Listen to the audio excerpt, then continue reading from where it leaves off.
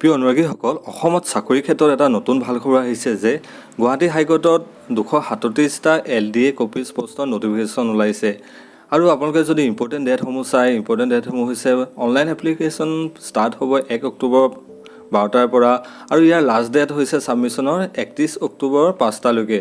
আৰু যি ফি পে'মেণ্ট কৰিব লাগিব তাৰ লাষ্ট ডেট হৈছে 3/11/2021।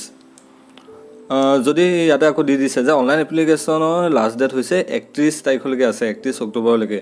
আৰু যদি আপোনালোকে সেই LDA কপিজ পোষ্টসমূহৰ চালাৰী স্কেলটো চাই, চালাৰী স্কেলটো হৈছে 14,000ৰ পৰা 60,500 আৰু তেওঁলোকৰ গ্ৰেড পে' হ'ব 6,200। তাৰপিছত ডিষ্ট্ৰিক্ট ৱাইজ কেটেগৰী ৱাইজ কিমান পোষ্ট আছে সেইটো আপোনালোকক ইয়াত দিছে, আপোনালোকে চাই ল'ব যে ইয়াতে চাওক বাক্সা ডিষ্ট্ৰিক্টত এটা পোষ্ট খালী আছে, আৰু কেটেগৰী ৱাইজ সেইটো আৰ্বানৰ নে SC নে কিহৰ এইটো খালী আছে, এইটো আপোনালোকক ইয়াত দিছে।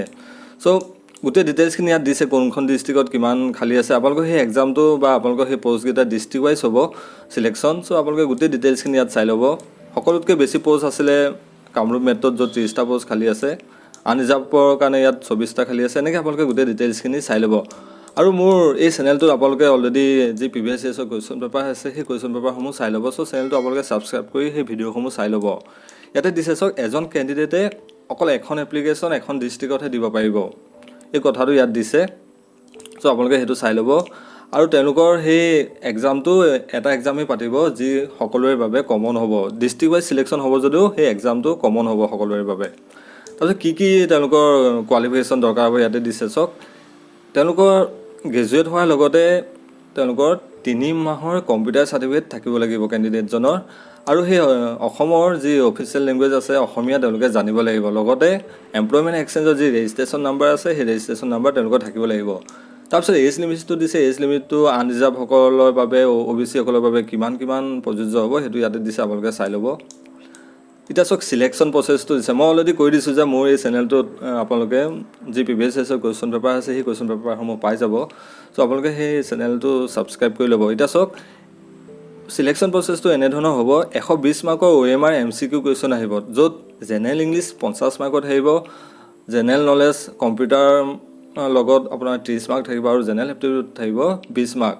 আৰু যি অফিচিয়েল লেংগুৱেজ আছে অসমীয়া, সেই অসমীয়াৰ 20 মাৰ্ক থাকিব, য'ত আপোনালোকে 8 মাৰ্ক পাব লাগিব। এইটো জাষ্ট কোৱালিফাইং ইন নেচাৰ, আপোনালোকে পাছ কৰিলে হ'ব, এইটোৰ লগত এড নহয় আপোনালোকৰ ইয়াৰ মাৰ্কছটো। চ' ইয়াৰ গোটেই ডিটেইলছখিনি দি দিছে, আপোনালোকে সেইখিনি চাই ল'ব।